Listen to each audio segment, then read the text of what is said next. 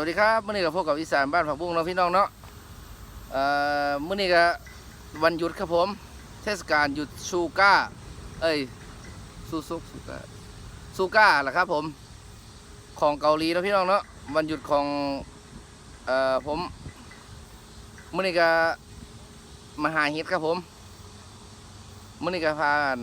เมียมาหาเห็ดเนาะพี่น้องพอได้อยู่ได้กินอยู่ครับผมพอได้เก็บ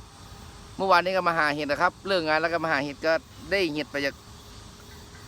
ลายเติบครับผมถุงใหญ่นึงเนาะเห็ดทานเนาะพอดีฝนตกมาห้ำครับผมมื้อนี้ก็แดดออกครับเสียงจากจันก็เริ่มมาแล้วพี่น้องตอนนี้กำลังมาฮอดยังไม่ขึ้นเพิ่งคนเดียวนี่ครับมันย่างริมทะเลก็เลยมาเห็นเห็ด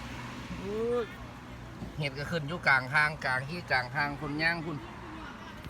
ป้าตุปุตะปิเตรียมอยู่คุณเพี่ยพูดอ่ะอันนี้มันกำลังงอกบอกวิแม่นพูดอ่ะเป็นเบิร์ละครับ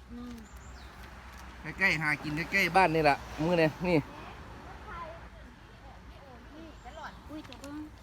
แล้วมันกำลังขึ้นบ่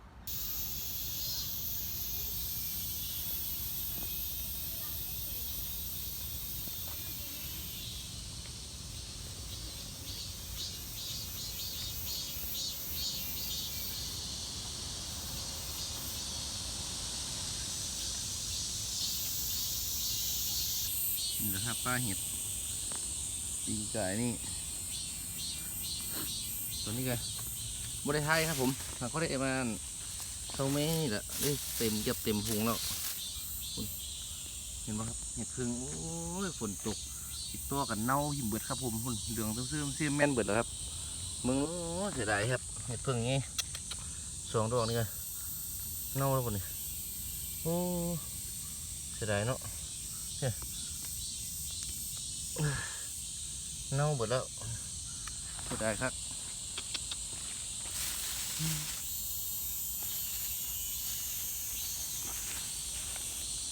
เสียดายครับพี่น้องเอ้ยมันเน่าเบิด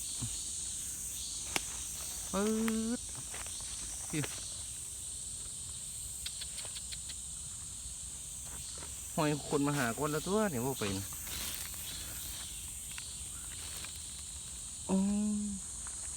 เสียดายฮะคุณมันเน่าเบิดครับผมฝนตกดีครับ2 อาทิตย์ทางก็เดียดมื้อนี้เนาะน้ำจะท่วมครับเราดี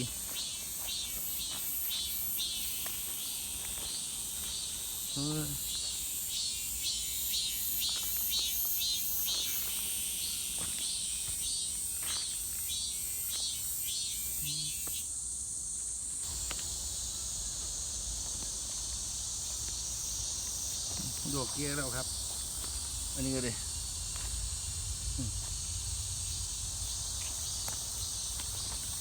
เห็ดขาวเห็ดหน้าขาวฝนตกเซ่เลยเกี้ย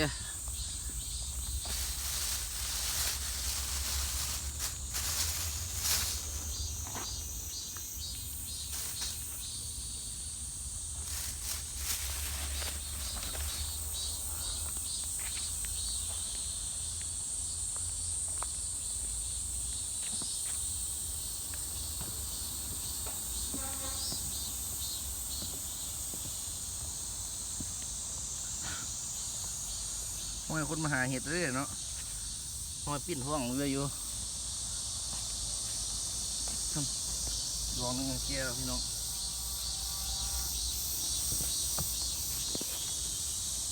ห้วนครับเอา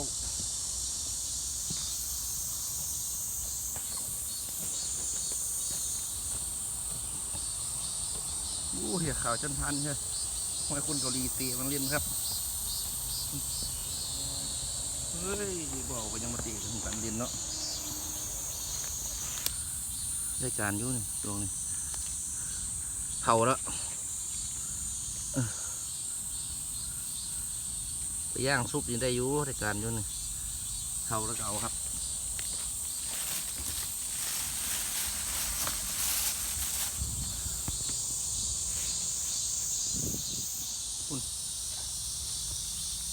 อยคนเกาหลีเตเรียนได้แล้วเนี่ยโอ้ย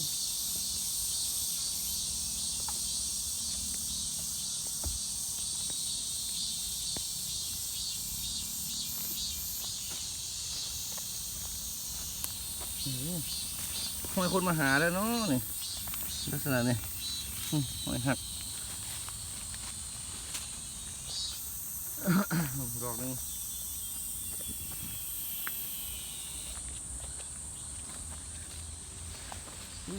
ปลานี่หอยคนโอ้ยังเห็ดน้ำมากพี่น้องโอ้เอาหมดแล้วฝนตกใส่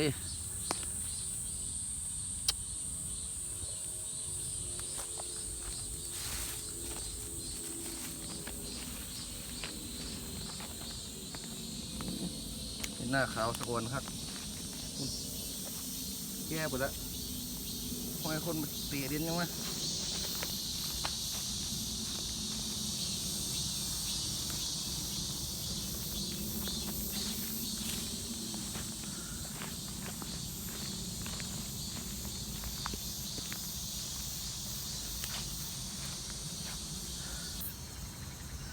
คุณพี่น้องเห็ดไข่ไงเอาเห็ดพึ่งก่อนนี่เห็ดพึ่งไง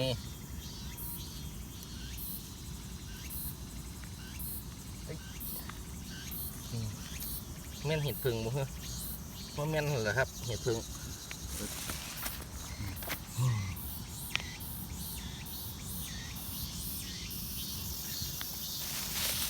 เห็ดไข่ยังขึ้นย้วนโอ้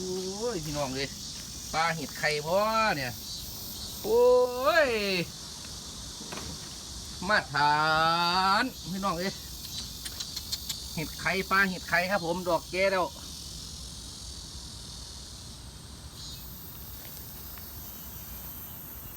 เดี๋ยวเอาเห็ดอันเพิ่งก่อนเป็นมุ้ยพี่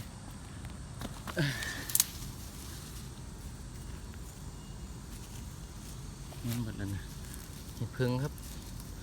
เห็ดพึ่ง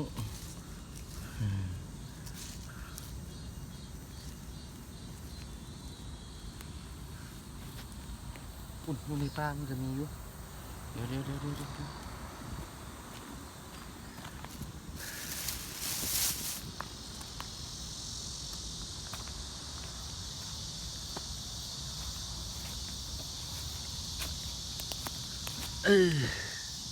มันเห็ดผึ่งแล้วโคเมนอยู่เลย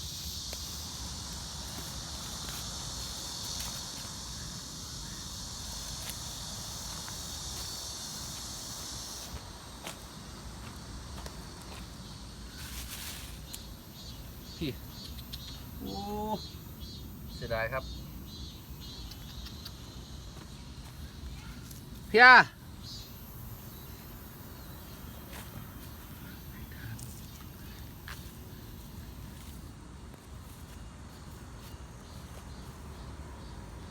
โอ้แม่นเห็ดทานเบิดตัวเนี่ยบัตเตอร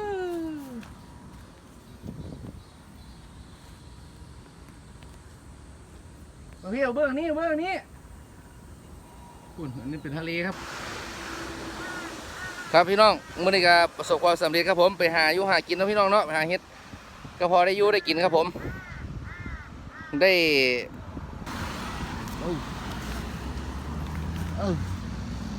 นี่แหละครับได้ถุงนึงครับผมอีก2 ถุงยูนาเมียครับผมได้หลายอยู่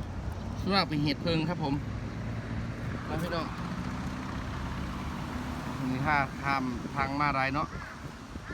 เอาเช่นไรก็ฝากติดตามผลงานของอีสานบ้านผักบุ้งด้วยพี่น้องด้วยหาอยู่หากินในเกาหลีใต้สวัสดีครับ